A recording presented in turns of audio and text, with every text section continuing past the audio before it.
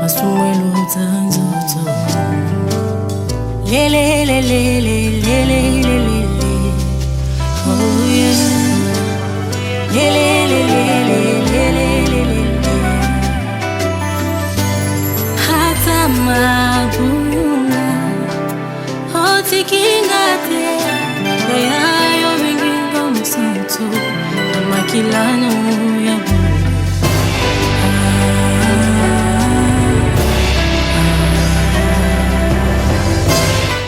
tunasoma kitabu cha Marko 6. On lit Marc 6. 18 ninasoma. 18 aujourd'hui. Ninasoma katika jina la Bwana wetu Yesu Kristo. Kwa sababu Yohane alimwambia Herode, si halali kwako kuwa na mke wa nduguye. Naye yule Herodia akamvizia, akamchukia, akataka kumuua, lakini asipopate. 21. Hata ilipofika siku tukae ya kuvaa na Herode sikukuu ya kuzaliwa kwake, alipowagia karamu wakubwa wake na majemadari, watu wenye cheo wa Galilaya. 22. Ndipo binti yake yule Herodia alipoingia akacheza akampendeza mfalme Herode na wale walioketi pamoja naye karamuni mfalme. Akamwambia yule kijana, niombe lolote utakalo nitakupa. 23. Akamwambia, lolote utakaloniomba nitakupa, hata nusu ya ufalme wangu nitakupa. Basi akatoka akamuuliza mamaye, niombe nini? Niombe nini? Naye akasema, kichwa cha Yohane Mbatizaji. Mara akaingia kwa haraka mbele ya mfalme, akaomba akasema, nataka unipe sasa hivi katika kombe hiki kichwa cha Yohane Mbatizaji. Amen. Ndipo na somo imesema ya kwamba tabia tatu ya mtu munafiki. Tabia tatu ya mtu munafiki. Nikazungumzia hiyo siku ya hili, nikasema kwamba mtu munafiki ni mtu mbaya. Huyo mtu anaweza kushinda hata mchawi.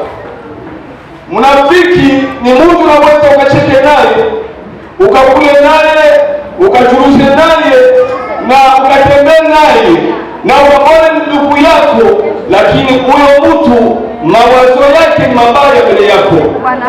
Amen, amen. Amen, amen. Amen, amen. Nikazungumzia neno ya kwanza, nikasema kwamba kwa kutambua huyu mtu ni munafiki tabia yake, neno la kwanza nikasema moyoni mwa huyu mtu muna siri ya uharibifu. Munafiki akikuwepo ndani ya moyo wake hawezi kuwazia mazuri, kila mara anaweza kuwazia mabaya tu. Amen, amen. Amen, amen.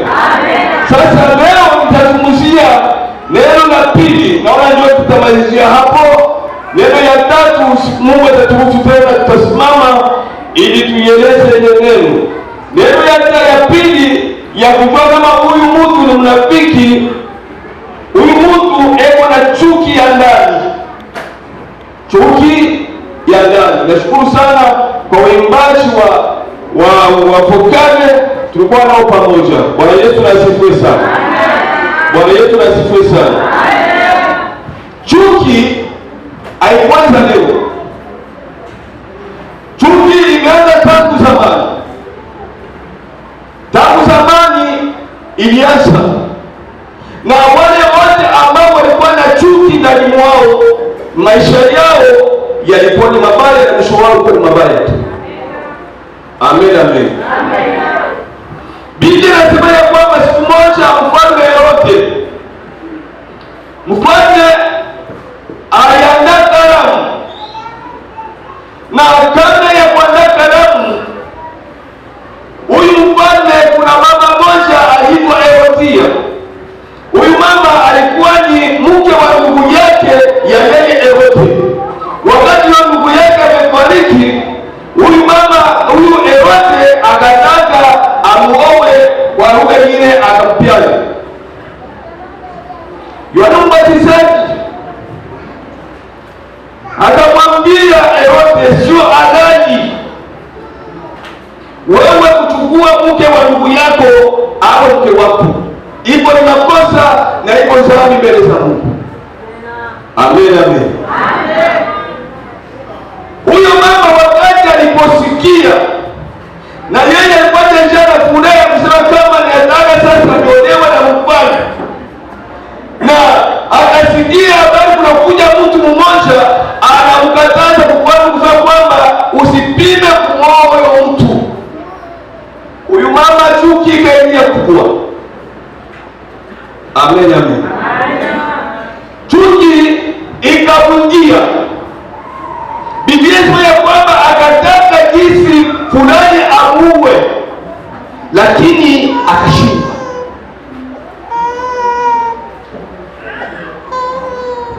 Wakati aliposhindwa kumuua, Biblia inasema ya kwamba ilibidi sasa Herode afanye sasa karamu.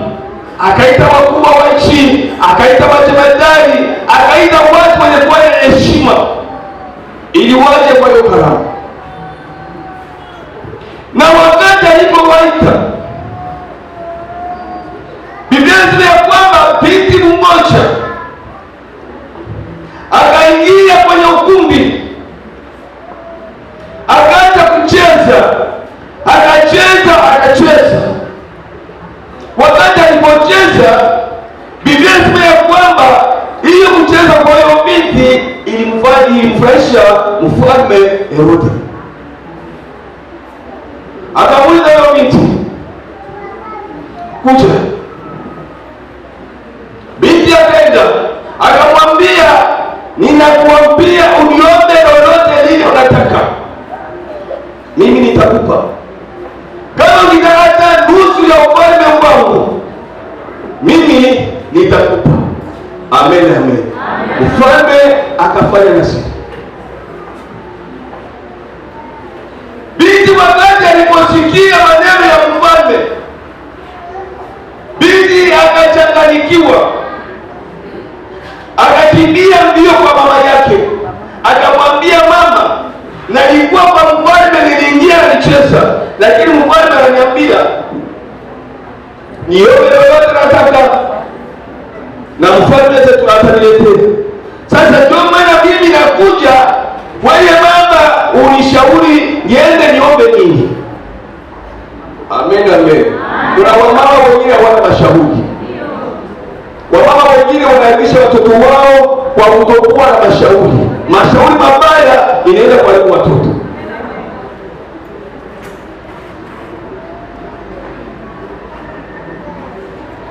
Herodia akamwambia bibi yake,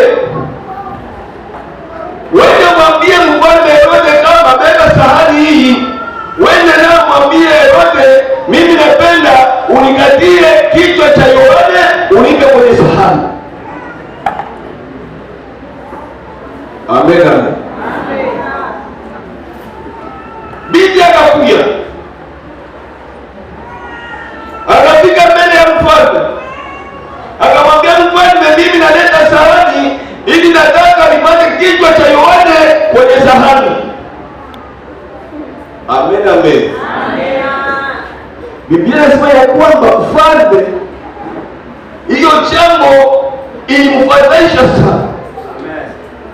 Amen, amen. Hiyo jambo ilimfadhaisha mfalme, lakini akasema kwa sababu ni maneno ambayo alitamka na askari hapo Yohane mwenye kufungwa kwenye gereza, akaambia wende kwenye gereza, wende mkate kichwa cha Yohane, mulete kwenye sahani na mumpelekee mtoto. Bwana Yesu atuhurumie sana. Bwana Yesu atuhurumie sana. Askari wakaenda kwenye gereza, wakakata kichwa cha Yohane ambaye ni mtumishi wa Mungu, na hakuna ubaya wote ule ambaye alifanya. Ilikuwa ni mashauri mazuri ambaye alimshauria Herode, ikamletea shida na matatizo. Amen, amen. Uko na manaziri hapa mingi ushaifanya hapa. Je, ushetoa? Askari wanakuja na kichwa cha Yohane, wanamupa binti.